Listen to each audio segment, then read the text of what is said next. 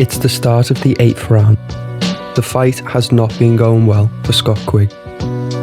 41 fights into his career, coming back from an 18-month layoff. At 31 years old, there's a lot of miles on the clock, and the punishment over the years has finally caught up.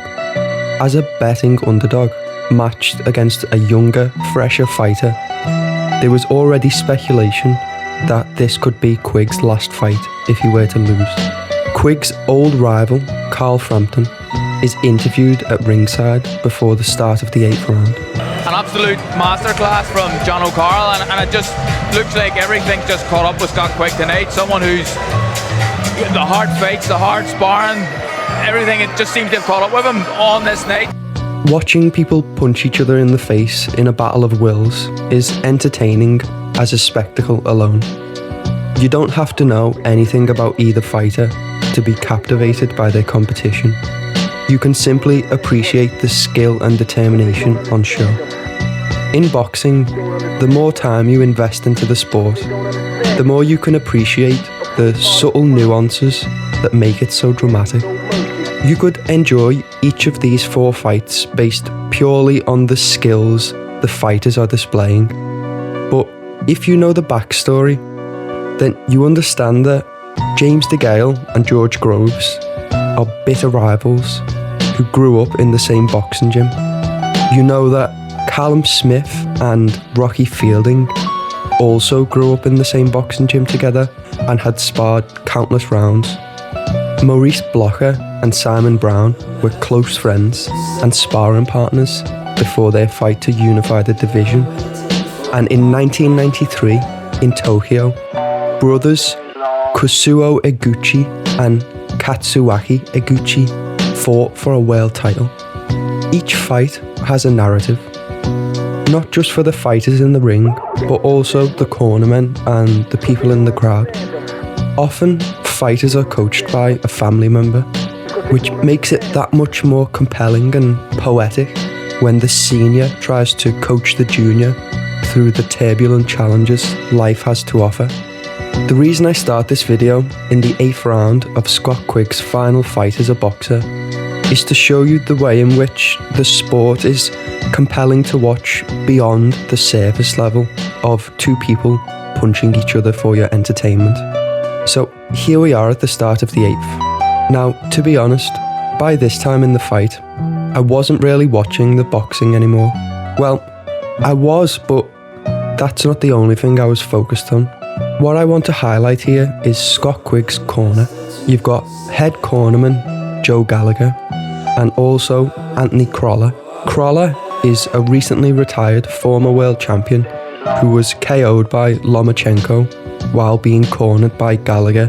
Behind them, you've got 3 of the Smith brothers, Paul, Liam and Callum, each of whom have been coached by Gallagher as a professional. At this point in the fight, the writing is on the wall for Scott Quigg. He's had very little success throughout the fight and is taking sustained punishment.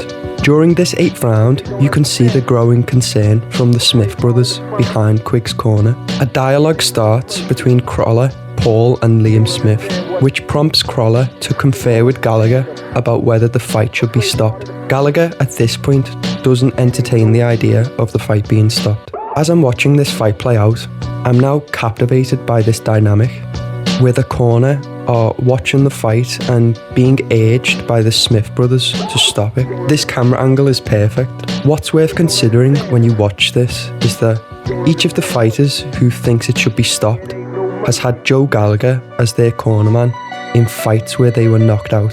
Crolla was planted face first by Lomachenko only a few months prior. Liam Smith was outclassed and KO'd by Canelo, and Paul Smith took a brutal beating from Andre Ward in a fight that he had no chance of winning, while Gallagher watched on from the corner.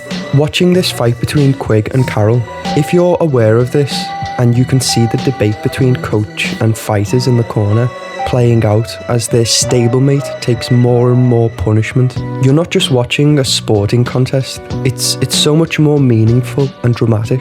Boxing is a brutal sport, and it's most apparent at the end of a fighter's career. In other sports, as you age and the body breaks down, you are afforded the opportunity to fail gracefully, or at least fail in a way that doesn't render you unconscious. In boxing, the decline is rough terrain. Many fighters stick around in the sport longer than they should due to money problems. There's a risk-reward dynamic to every fight. If you're young and fresh, you've yet to accumulate damage to your body, and the risk is relatively low. You stand to gain wealth and status and build a legacy. As you get older, the risk increases, and the reward becomes less substantial. You've already cemented your legacy. The only thing you stand to gain now is the money you get for the fight, and then your pride. The reason I bring this up is to highlight Joe Gallagher's role in this situation. His fighter is getting beat up. His chances of winning are slim to none. Anything can happen in boxing, and one punch can change a fight. But what is at risk here, and what is the reward? In this moment, this is what Joe Gallagher must be weighing up in his head.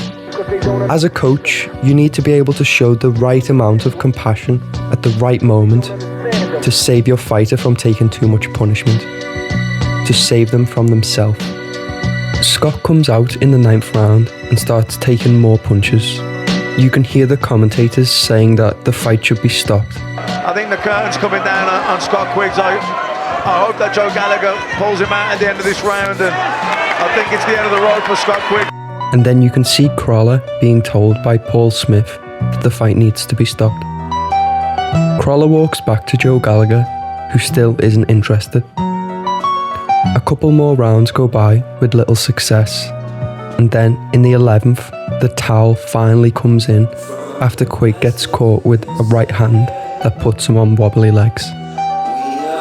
These will be the last punches he takes as a professional boxer.